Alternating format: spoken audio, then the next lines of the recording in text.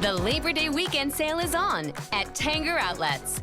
Score up to 70% off at top brands like Nike Factory Store, Crocs, J. Crew Factory, Gap Outlet, and so many more. Refresh your wardrobe with the latest arrivals for less from all your favorite brands this Labor Day weekend. Tanger Outlets, always on trend, always on sale. Plan your trip at Tanger.com. You're listening to the Archaeology Podcast Network. You're listening to the Archaeology Show. TAS goes behind the headlines to bring you the real stories about archaeology and the history around us. Welcome to the podcast.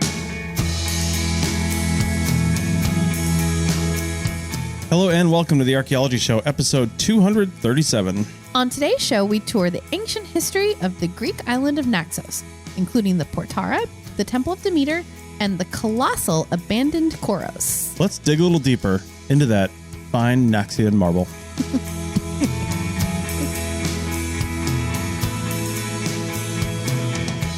Welcome to the show, everyone. How's it going? It's going. It's been a week. It's been a week for sure. You could probably hear it in our voices, but yeah, we managed to both get sick this week. Yeah. Yay. You for the second time in Greece. I know. I don't understand what I did to deserve to get two colds in one trip. It's ridiculous. I know. Well, because we had to delay our recording, if you're listening to this in real time, we're actually recording the day before, but it's cool because we've got this new Airbnb. It's our last week in Greece and we're in Athens, and our first night in Athens, if you've been following along, we had a pretty decent view of the Parthenon from our hotel room. Yeah, right? but it was like leaning out the side of the balcony. You know, like you had to pull the chair off into the far corner to actually have the view. Yeah, well, this one, we're on the 5th floor, the top floor of a apartment building, I guess, whatever it is. And the first floor is the living room, kitchen where we're sitting now, and you can see the Parthenon from a corner of the deck there. Then you go up to the next floor where the bathroom is, and there's a deck out there and a table and chairs, and you can see the Parthenon really well from there. And then you take the spiral staircase up to the roof where it's just like unobstructed, awesome. Yeah. Here's the Parthenon. And weirdly enough, the Parthenon is almost best viewed at night because they light it up. And especially at like twilight, like it is right now, you've got this beautiful like midnight blue sky behind it. And then it's lit up and it's just really beautiful. We're very excited to have that as our view for the next week until we leave anyway. So yeah, they light it up just like the ancient Greeks did. So yeah, just like them. I mean, the Greeks were pretty good and all, but I don't think they had floodlights. Right. Well, we were not going to talk too much about that because we can also see from all three of our decks the Archaeology Museum, which is basically a couple streets over, but it's a massive black imposing building. So we're going to go tour that, and we're going to see the Acropolis because the Parthenon is not the only thing on the Acropolis. Yeah. There's other stuff there. That always confused me. We can talk about it more, but the Acropolis is like the city center basically with all of their government buildings back in the day. And the Parthenon was just one of them. Government and religion and all of that. I'll get this kind of wrong, but polis means city. Yeah. And acro means kind of top or hill. Oh, right. And they were, It's the city hill. It was the hill. Yeah. It's the stuff that's up there, right? Yep. The first time I knew of an Acropolis was actually, and where I heard that term was I took a tour of the city of Lindos on the island of Rhodes back when I was in the Navy in 1996. We did a med cruise, and they have an Acropolis. Yeah. And I think it was a Temple of Athena or something like that. That was their thing at their Acropolis. At their top. Yeah. The Parthenon is just one thing at this Acropolis, but it's like the big thing that you can see from everywhere. For sure. Yeah. And I mean, I think we've made it pretty clear what we're doing here, but we've got a lot of episodes about Greece coming. Yeah. And it's because we're here and we're experiencing these things, and we think it's really fun to share our experience like on the ground, going to visit these places, and then also doing research about them so that we can have that background too. So we've got sort of a series of episodes coming that are a combination of research about these places and also our personal experiences visiting them. Yeah. So that's what we're going to start with here with this episode. Yeah. And this one was actually intended to be the island of Naxos and the things we saw there, and Crete, where we just came from today for the last week. But it turns out there's so much. There's way too much to talk about both. There's just so much. These places are just so full of history. Yeah. I thought for sure Naxos, which was the island in the Cyclades that we first stayed at, I was like, there can't be that much there. We'll have a segment maybe to talk about this, maybe two. And Yeah, it turns out there's just so much more to say. There is a lot. Yeah. So, all right. So let's get started talking about Naxos. You can fly to Naxos, but you can take a ferry to Naxos. Yeah. And a lot of people take ferries to Naxos. And they've got these, it's a whole other thing we could talk about. If you want to chat us up on our Roadster Adventures Instagram, Yeah. we can talk about how cool it was to watch the sea jets, which are these gigantic catamarans. Ferries. Yeah. And they just come in, they flip their butts around in like 5 seconds. They back up, dump all the people out, hit the brakes. Like, it literally feels like they're dumping them. Like I saw guys standing out there like whistling and like moving their arms like faster, faster. Get off of here. The boat's barely tied down. Yeah. Yeah. It really is quite a sight. But they know what they're doing and they do it every day, all day long. So I mean, it takes like 10, 15 minutes tops, maybe even less. Yeah. And they've got people in cars off, people in cars on, and they're out and on to the next trip. And they do insane. 30 to 40 knots when they're traveling. And those ferries connect all of these islands together. So we were on Naxos, which is the biggest of the islands in the Cyclades. Or Cyclades? Or it depends on who you are and how you pronounce it. Yeah. So we were on that island, which is the biggest one, which does see a fair amount of traffic because it is, one of the larger islands, and the city of Naxos Town, or Tora, as they call it sometimes. Yeah. That is one of the bigger cities in the area. But I mean, it's going to Mykonos and Santorini and Paros and all these other little islands in between. Yeah. And then Crete, which is not technically part of the Cyclades, but it is further south, and the ferries go down there too. So it's just like a highway of ferries, and you can get to any of them. And it does make me think that like in ancient times, it was probably kind of the same thing. Now they couldn't get there in a couple hours like they do today. It would have taken a little bit longer. Yeah. But those sailors back in the day, the ancient Greeks and the people that came before and after them, who were sailors, they were people of the water, they would know how to maneuver between these islands so well. And that's probably why you find settlements for ancient people on all of these islands going back a really long time. So, yeah. Well, one of the first things you see, aside from the town itself, when you're coming in by ferry, now, much as it was for the last few thousand years of this being a bustling area, is the Portara. Yeah. And that's what we're going to talk about first. Yeah. And I'm not going to lie. When I decided to book us this Airbnb, because I was looking at all the islands trying to decide, we knew we wanted to spend a week, and we were just picking one basically to spend that week. Yeah. And I definitely heavily weighed the Portara as one of my reasons for booking the Airbnb that I did, because we had a view of it from our balcony, which was just so cool. Yeah. I kept looking out the window and pointing at it and going, look, archaeology. From my bedroom, you never get that. Not in the States anyway. So I know. I wish it hadn't been so windy that whole week we were there. It was very windy. Because we had a rooftop balcony there too, but it was so windy. It was uncomfortably windy to sit up there and just kind of watch. Beating sun. I'll have to say, Greece has been amazing, but they don't do shade very well. No. On their rooftops. Yeah. It's kind of just endure the sun if you want to be up here. Right. Is what it is. So. All right. So what's the Portara? Yeah. So basically, it's a massive doorway. That's the only thing that remains. And it was a unfinished temple to Apollo. Yeah. And it's built on what's called a little islet. Yeah. The islet of Palatia. And during ancient times, it was connected to the northern side of the Naxos port by a narrow strip of land. But today they've kind of turned it into this man-made causeway that you can walk across. It's all made of stone and everything. It's a neat little walk to go with water on either side of you. Watch out. The waves will come up and splash you, especially when it's windy. But then it takes you out to this really imposing, huge doorway to nowhere, as it turns out, on this little hilltop on this islet. Yeah. And on the kind of the west side of this causeway where the ferry and port is, if you look down, it's all built up so where you can kind of take these steps down to this lower part right by the water there. And you see these old locals. They go out there and swim probably every day in that little protected area, because the wind is heads bobbing. Yeah. Because the wind is often probably coming from the other side. So it's a little tiny protected area there. And you see sailboats anchoring out there too, but it's really cool. I can imagine people locals have been probably swimming in that part of the area for 4,000 years. Probably because it was a strip of land, like we said before, it was this man-made causeway. So it's always been somewhat protected. Been kind of a natural port. Yeah, for sure. Yeah. So there's some cool myths around this particular islet. Supposedly it is exactly where Ariadne, which was the Minoan princess, who was the daughter of King Minos. Yeah. And we'll talk about in the next episode. We will, because that's all Crete stuff. Yeah. But she was abandoned by her lover Theseus after he killed the Minotaur on the island of Crete on this little islet of Palatia. Mm-hmm. And so that might be in part why they sort of just that little islet had such importance to this community. Yeah. And why they were starting to build a temple there. So in the 6th century BCE, Naxos was at its peak, right? Yeah. And it was ruled by the tyrant Lygdamis. Lygdamis, yeah, something like that. Lygdamis, Lygdamis. And basically, he wanted the biggest and most impressive building visible as you come into the port of Naxos. Which is weird because rulers don't usually want stuff like that. Oh, yeah, no, super surprising. Yeah, they're pretty chill. So he decided to order the construction of this gigantic temple, basically. Mm-hmm.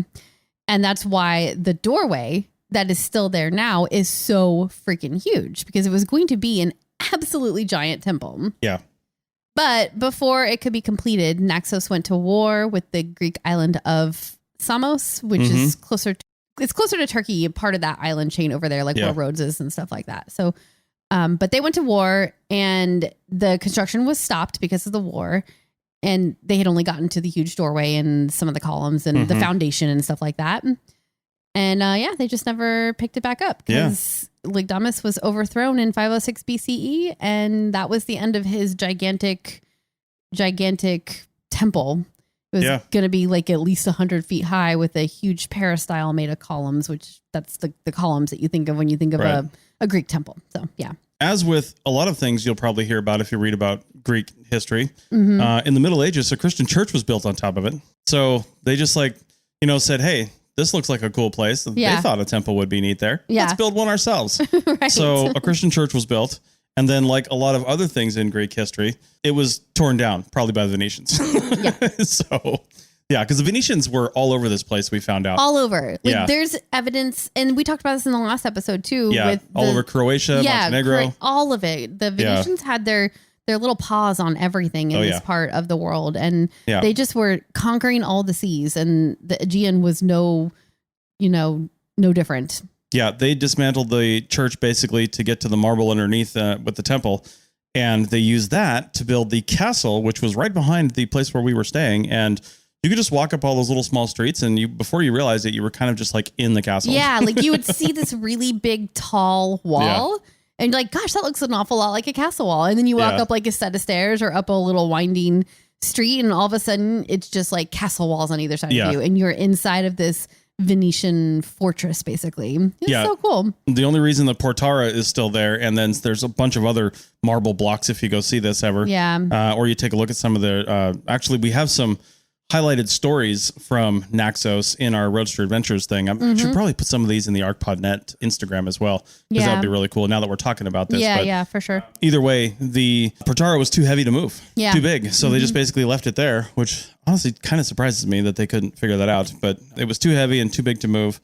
But they did use what they could move to help build the castle. So do you think that even to a conquering group of people that the Venetians were coming in and taking over these islands, do you think that they could have kind of looked at it as a landmark, like maybe they were like explaining to their other sailor warrior buddies, like, oh yeah, go past that island with the big doorway thing and, go down the west side or whatever. Like maybe they almost were like, well, it's a pretty good landmark. Like it's hard to move to, let's leave it. I mean, that's one possibility. Yeah. The other thing is we tend to, and this is one thing archaeologists and historians can't do, and it's difficult not to do, but you can't look at history through the lens of the present, right? So one of the things that I've really been, I really have always thought about, but it really makes it sink home when you come to a place like this where everything is thousands of years old and there's just so much history. And these people, just build apartments and restaurants. We had dinner in a restaurant that's like in the highest part of the castle, right? And it's where these nuns used to be and this whole thing. And it's just all this stuff. They don't have this reverence towards that kind of stuff like we do. Like I was reading about that sycamore, I think it was, that was cut down on Hadrian's Wall, the one that was in the Robin Hood Prince of Thieves movie that this teenager cut down. Yeah. Well, they had to cut it even more to actually officially remove it. And now they've taken the pieces of the trunk to an undisclosed location while they try to figure out what to do with it to preserve it. And the stump is being protected and they took seeds from it.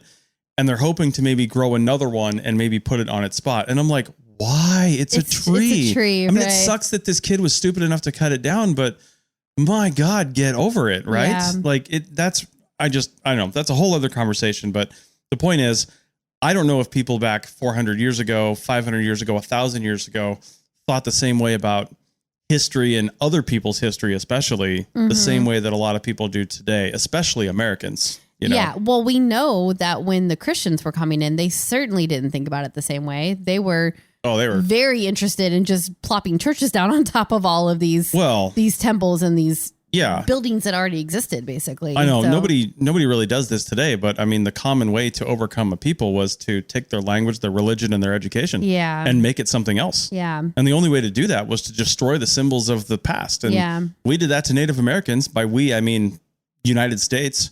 I saw something on a Native American Instagram channel that I follow through one of my socials. And the guy wrote something, he was doing this native dance. And in the caption, it was, you know, if you read about the history of Indian schools in US and Canada, it's not the history of Native Americans. It's the history of the US and Canada. Yeah. And it has nothing to do with Native Americans because they stole everything from them by trying to take their language, take their culture, take everything from them. Yeah. They tried to Borg them. Right. And that's what's been done through history. And that's why they tear down all these symbols and try to put up their own. So with that, we're going to tear down this segment and come back on segment 2 and talk about the Temple of Demeter. Back in a minute.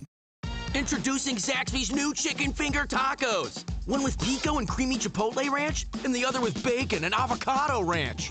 Chicken expert since 1990. Taco expert since now.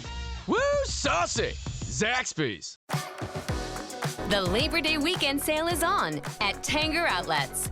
Score up to 70% off at top brands like Nike Factory Store, Crocs, J. Crew Factory, Gap Outlet, and so many more.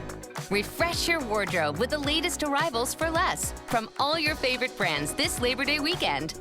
Tanger Outlets, always on trend, always on sale. Plan your trip at Tanger.com. Chicken tacos should only be trusted to chicken professionals. That's where we come in. Introducing Zaxby's new chicken finger tacos. One comes with pico de gallo and creamy chipotle ranch. And the other comes with bacon, lettuce, tomato, and avocado ranch. Chicken expert since 1990. Chicken taco expert since now. Order yours today in the Zax Rewards app. Woo, saucy! Zaxby's. Welcome back to episode 237 of the Archaeology Show, and we're continuing our Grecian extravaganza. And we took a tour on one of the days that we were there, a bus tour, because we didn't rent a car on Naxos. No, it's a small island, and everything we needed was right in the port town. Although there's a lot of cool stuff to see. We probably could have rented a car. There is. I know. Now that we know how big the island is. Oh, my God. And you can easily rent a car from the airport in Athens, drive it onto the ferry, drive it off the ferry, as long as you have a place to take it to with parking. The place we were at, we would not have been able to park but don't take that advice. I would actually say don't do that, because it cost us expensive. It cost us like $250 for the ferry ride just to get there, right? Yeah. So, well, that one was cheaper, but altogether, all the ferries we did. Yeah. So, but it wasn't cheap, and we rented a car for 7 days on Crete, and it cost $130. Yeah, that's true. So, or 130 euros, which was about $140. Yeah. Right. So. It's just, rent the car when you get there. If you don't know how to drive stick, you might be SOL. But, otherwise, I do not.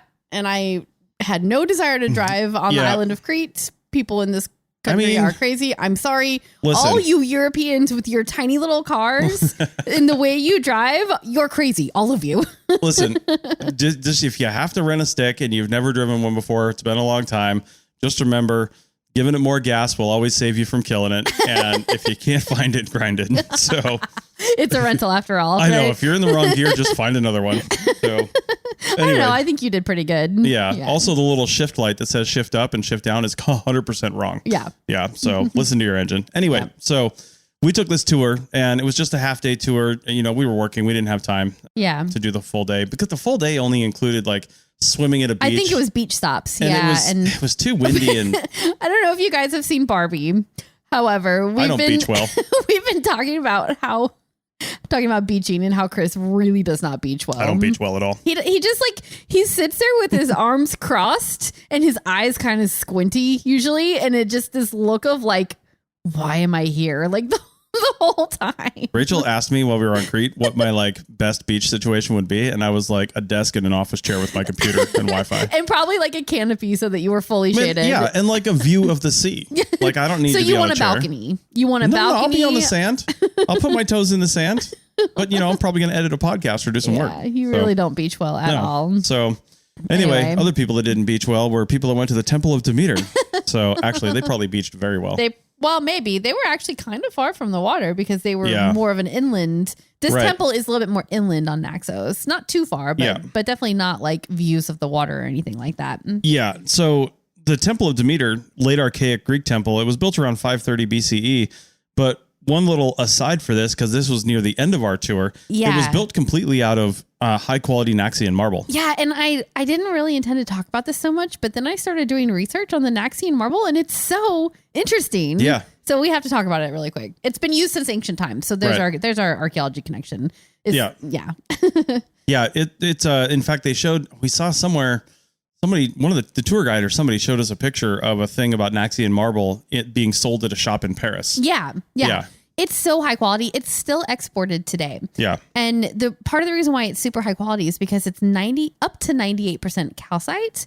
And calcite which apparently is a good thing for marble. Yes, exactly. I didn't know that. The calcite is a crystal that is usually transparent and it gives marble this appearance of depth. And in the Naxian marble in particular, those calcite crystals are particularly large. So you get even larger, you get even more depth basically with these larger chunks of transparent crystals. Mm-hmm. It tends to have this blue-gray shimmer, and that makes it appear almost translucent when the light shines just right. I think our tour guide was saying that the light would almost just shine right through the roof tiles that were made out of this. So, yeah. Yeah, some of the marble deposits are more gray in color and a little more solid and can be striped and things like that. That just indicates impurities. More impurities. We see obsidian and chert and stuff like that with impurities. You see the striping and things like that. I know everybody has this image of pure white marble in their head, or maybe some perfect veining going through it. But it's not always like that. And, no, of course not. It could be more and more gray depending on the impurity level. Yeah, the Kouros we're going to talk about later was made of this gray type of Naxian marble. Yep. Yeah, and we mentioned a Kouros, if you're paying attention, a few episodes ago, randomly. Yeah, not knowing we were going to see one. Right. I had never even heard of the word Kouros before, but with 4 or 5 episodes ago, we had an article about a Kouros. Yeah, we did. Yeah. Anyway, the Naxian marble is still mined today, and it's extremely valuable. And it was used for creation of roof tiles at Olympia and on the Athenian Acropolis. Yeah. So we'll see some here. Used it in the ancient times. They're still using it today. So. And the Temple of Demeter that we're going to talk about. So they had a little museum and they had some rebuildings and I think some recreations of some stuff in the museum. But they said the roof tiles were these rounded roof tiles like you would see on a roof in a terracotta, New Mexico. Yeah, like that terracotta curved tile shape. But marble. But marble. Yeah, and they said so heavy. They said that during the high sunshine of the day, it would have been practically translucent and letting a lot of light through the stone roof. Yeah. I just can't imagine how cool that would look. Insane, right? Yeah. I wish that one of those roofs was still standing because it would just be... I feel like with the light coming through like that, it would just be so ethereal almost, What a cool thing to experience. Yeah. But anyway, back to the actual temple. We'll stop waxing on about this amazing marble, but we did get to see the quarries from the tour too. Yeah. We were driving through the mountains on Naxos and you can see the quarries and you could see the mine trucks up there too, still mining away. This big haul trucks. This deposit just keeps on giving, I guess. There's just more marble to quarry. Okay, I'm definitely going to put stories up, pictures up in the stories, or maybe just on the ArchPodNet, ARCHPODNET Instagram page. So go check it out because I took pictures of the spoils going down, just the garbage marble that was discarded. These car-sized boulders that are just down the hill. Of this white marble just pouring down the hill. Yeah. I guess we are going to keep waxing poetic about marble because we just keep talking about it, but it's really amazing stuff and it plays such a huge role in the ancient Greek structures Right. And it still does today. So it's a resource that has a lot of history and value. So, all right. Let's learn about the meter. Okay. Let's. Did you say the meter? Oh my God. Drink your wine. My wine that was apparently grown in the same area where Socrates came up with some of his philosophies. Oh. According to the sommelier I talked to. Isn't the best thing about traveling, learning about meeting people. BS a sommelier will tell you. No, meeting people who are just so proud of their country. Yes. And they always have all these amazing little stories to tell you, all these tidbits about various different things and like that it's just really fun to experience that. You have to actually talk to people to learn that kind of stuff though. Sure. So that's something that I need to remember because I don't always like talking to people. But anyway, right. So the Temple of Demeter is one of the earliest Ionic temples. Okay, I'm going to put a big asterisk here because I did read on a different website that it was called a Doric temple. So I'm not actually entirely sure. There's not a huge amount out in the world about this temple. And we read all this stuff over there, but we weren't like taking pictures of the information. So I just didn't have all that in my head. Yeah. And so I'm not really sure if it was Ionic or Doric. But let's just go with Ionic because that's what Wikipedia says. And surely somebody would have corrected it if it were wrong on Wikipedia at this point. So sure. Yeah. We'll get we can tell ourselves that, but I don't know. We'll get some notes about that for sure. Yeah, maybe. Yeah. I don't know. Like I said, I saw it both. So I'm not sure. But. Send all your email to a life in ruins podcast at gmail.com. Right. So here's things that we definitely know about this structure. There's a lot of unique things. The floor plan is almost square at 13.29 by 12.73 meters. And that is very unique because Greek temples from this time period are usually rectangular. Yeah. Like the Parthenon. Think of that rectangular shape in your mind. The facade is on the south side. And that is unusual because it's more common to have it on the east side. That's the most common way that they face. But sometimes the west side too. Yeah. So south is where really like off from most temples. Yeah. Apparently there's no foundation platform, which is super weird for a Greek temple. And the columns decrease in thickness towards the top, whereas the more classical Greek structure, the columns always increase towards the top. Right. So that is also very strange. And you can see it in the pictures where the columns just get a little bit skinnier as they go up towards the top of the roof. Yeah.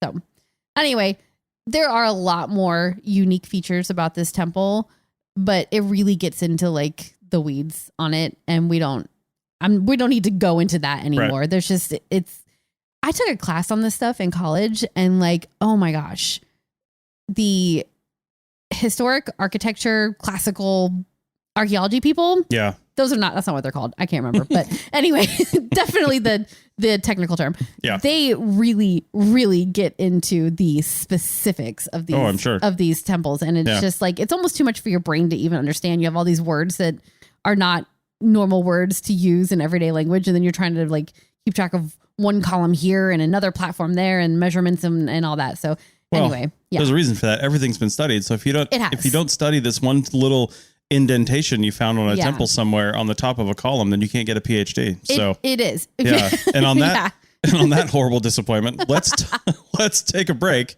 And on the other side, we'll talk about how the Christians ruined everything. Oh my God. Back in a minute. The Labor Day weekend sale is on at Tanger Outlets. Score up to 70% off at top brands like Nike Factory Store, Crocs, J. Crew Factory, Gap Outlet, and so many more. Refresh your wardrobe with the latest arrivals for less from all your favorite brands this Labor Day weekend. Tanger Outlets, always on trend, always on sale. Plan your trip at Tanger.com. All right, welcome back to episode 237 of the Christians Ruined Everything show. No, that's not true. Okay, so we're talking about the Temple of Demeter, and the Christians do come in and play a role here. But just really quickly, like what it was like to go and visit it. Right. It was really cool because it is up on a hill again, like these temples often are, and you could fully walk around the thing like 360 and. I don't know. It was really neat and had a great little museum with it as well. Any thoughts about going to visit it?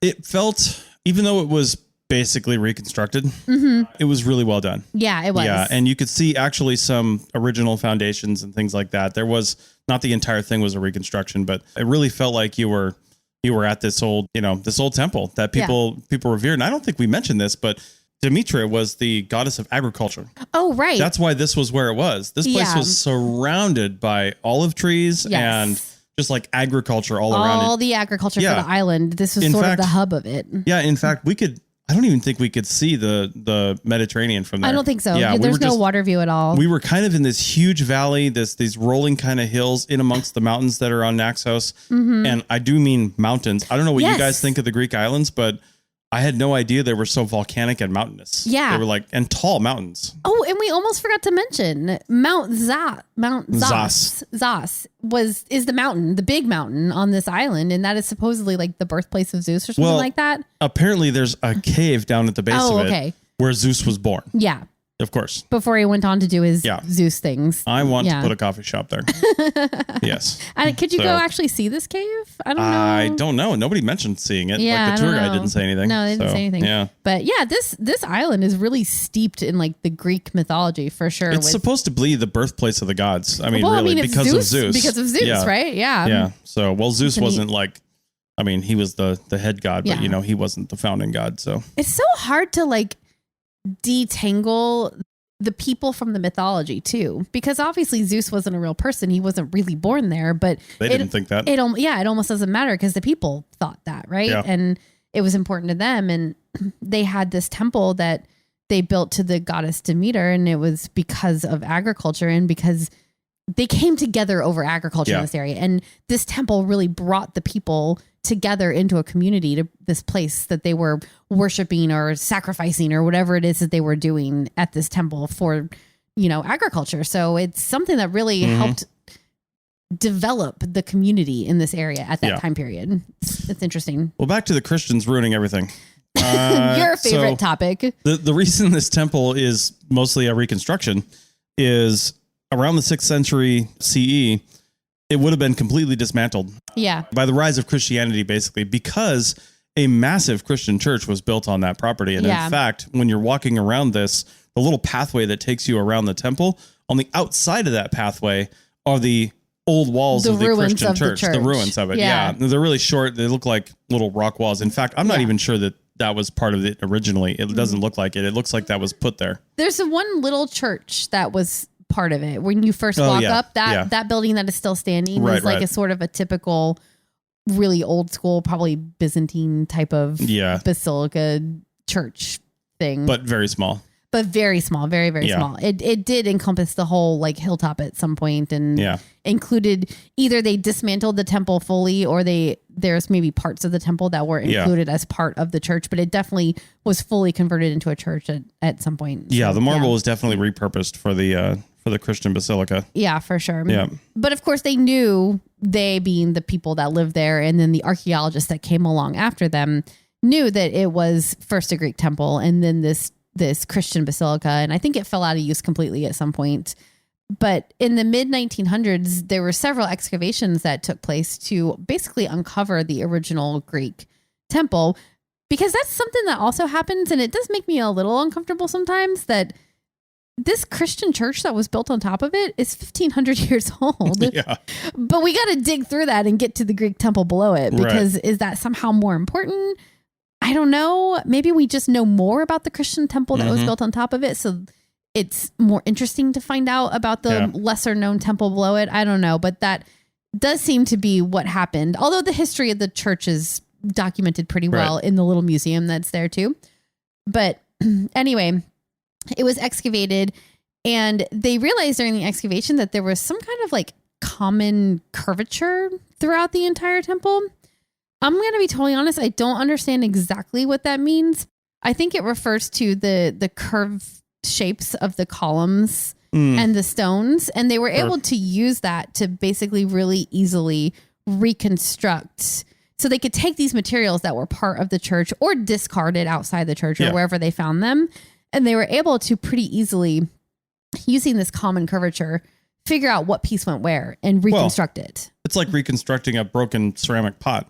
right? Yeah. Like you've got a roundish piece, and you can put it almost on a template and say, okay, well, we know it probably went here. Yeah, it was something like that, but the temple version of that, basically. So in 2001, the partial reconstruction was completed, and then the Associated Museum was opened on the area. So or on the spot. It's really cool. Right. It was really cool being there. And I know we took a couple of pictures of, just the landscape too, looking outwards towards where the sea would be if there weren't hills there. And it was just right in the shadow of Mount Zas. And it was just really, I don't know, it was a really cool place to be. And just being on a place where, I don't know, it's different than, I don't want to belittle, and I'm not trying to at all, but it's very different feeling than being on, for some reason or another, I don't know why, but it's a very different feeling than being on a correspondingly old, like Native American site in the United States, which we have been on hundreds. Oh yeah. Right? We always stop on those sites when we're passing through. Well, not only that, but we've worked on the work that we've done. found them. Yeah, for right? sure. So it's, I don't know why it, for some reason, probably because, I'm going to be brutally honest, probably because we're white, and it feels like the civilization that our ancestors directly came from is really born out of these civilizations. Yeah. And I don't know, I feel like an almost closer affinity to it. And it's a very different thing. I have no Greek heritage as far as I know, but when you talk about the ancient Greeks, the ancient Romans, and how they settled, far and wide, right? Far and wide. Yeah. And their influence went farther than their territory. Yeah. It's just, I don't know. It's really interesting seeing this stuff that is, 2,000, 3,000, 4,000 years old. And also, like, these architectural styles that we're seeing, they influence so much architecture that came after them. You go to any of the old cities in North America, and the buildings there, the older buildings, have these columns that are patterned after the things that the Greeks and Romans were doing. So you do kind of feel like you're looking at your ancestors almost a little bit when you're looking at, it's at least the ancestors of the structures that you see in your own country. Our architecture, our laws, a lot of culture, and basic structure of democracy is all from here. Yeah, it does. It does feel very special to see it. So yeah. All right. Well, one of the other things we saw was a giant Kouros. Yeah. So a Kouros is basically a naked man. A freestanding statue. Yeah. We talked about one that was found. In fact, I think a series of ones that was found a few episodes ago. That was just one of the news articles that we discussed. And there's actually a feminine name for Kouros as well, because there are naked giant female statues. Yeah, there are. It's Kore, I think, or something like that. Yeah, something like that. I can't remember what it was. It's very similar. Yeah. But those are modern names for these statues that have been created by researchers. I think back in like the 1800s, they just started calling them that. So, yeah.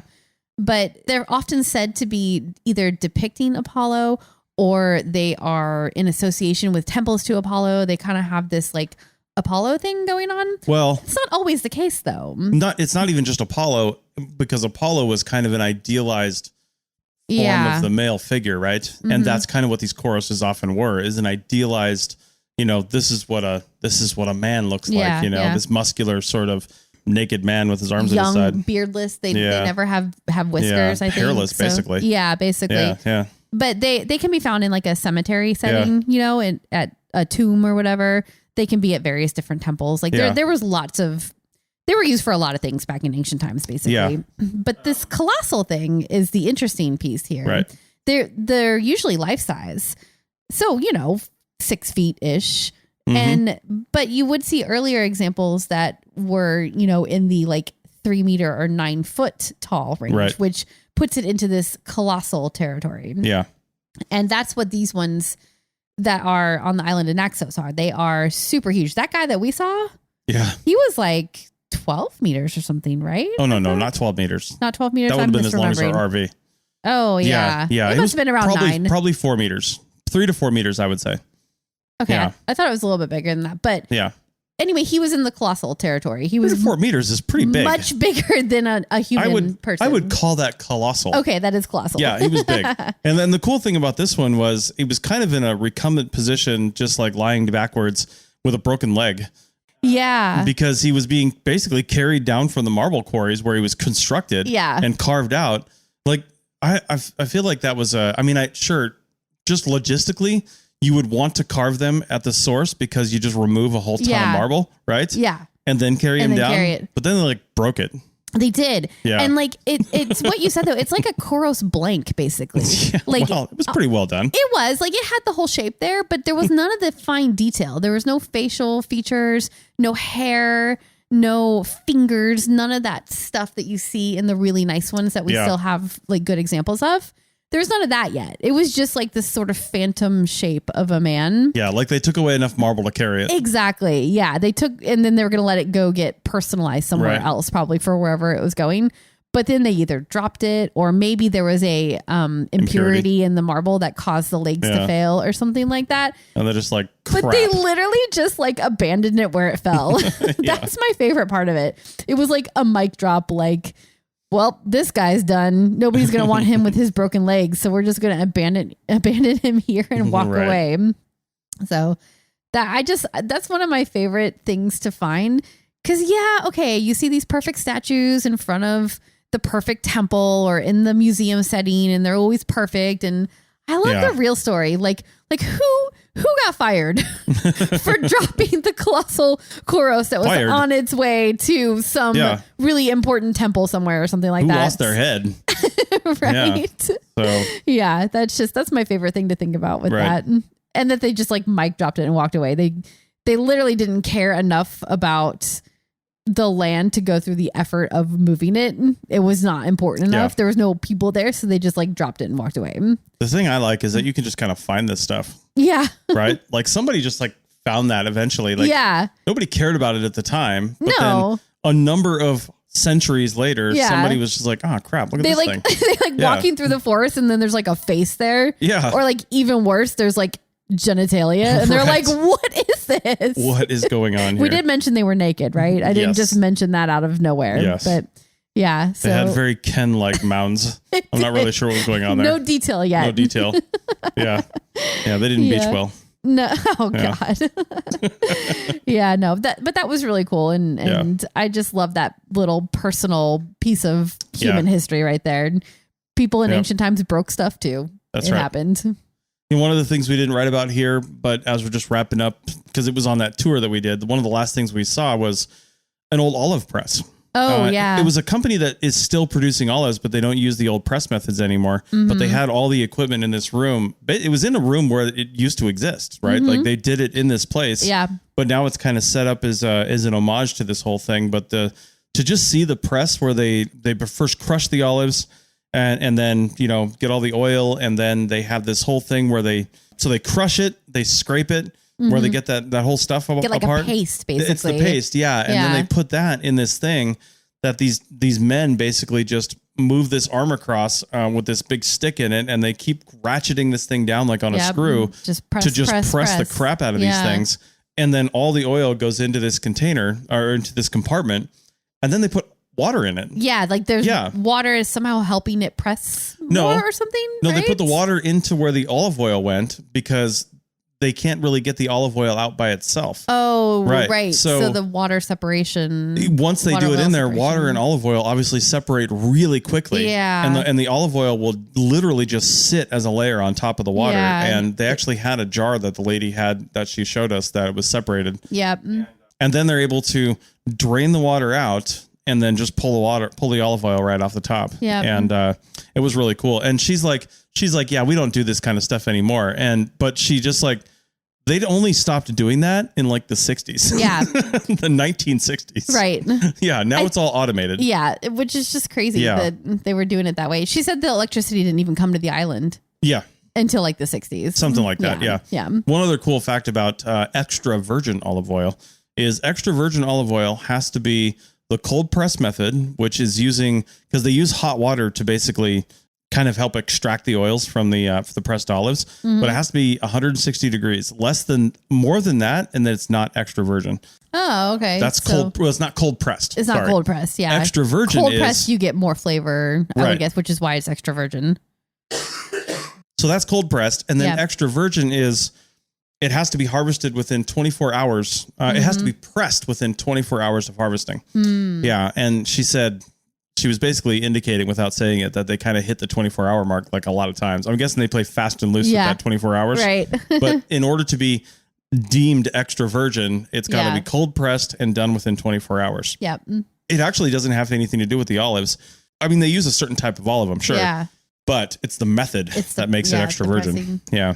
And to know, again, bringing it back to the ancient peoples, they've been doing this for thousands of years, right? Long time. Yeah, because we still find evidence of jugs and amphorae with the olive oil in it. So it's part of the culture here. And I love that. It was such a great experience in Naxos to just like feel connected to both the ancient people of the island, but also like the way it's been brought forward into modern times too. It was a really cool place to experience for sure. And different and not off the beaten tourist track, which was kind of what we were going for. Also, it's like way cheaper than Santorini or Mykonos or any of those other ones. So that definitely factored into our choice in going here. Yeah. You get the same whitewashed buildings, the adorable little like alleyway streets with restaurants, and all their tables are on, stairs and stuff like that, which was a goal of mine to eat at one of those restaurants where the table was on the stairs outside the restaurant. It was so charming. I loved it. So you get all of that in Naxos, and we really can't recommend it more. It was a great place. Yeah, it was cool. Yeah. All right. Well, next time we're going to talk about Crete and the palace at Knossos that we toured and the birthplace of the Minoan civilization. See you next week. All right. Later, guys. Bye.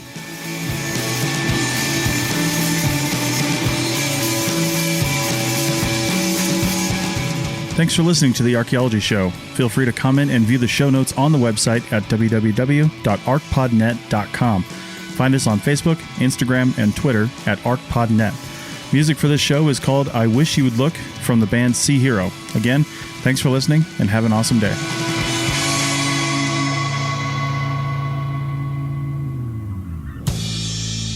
This episode was produced by Chris Webster from his RV traveling the United States, Tristan Boyle in Scotland, DigTech LLC, Cultural Media, and the Archaeology Podcast Network, and was edited by Chris Webster. This has been a presentation of the Archaeology Podcast Network. Visit us on the web for show notes and other podcasts at www.archpodnet.com. Contact us at chris@archaeologypodcastnetwork.com.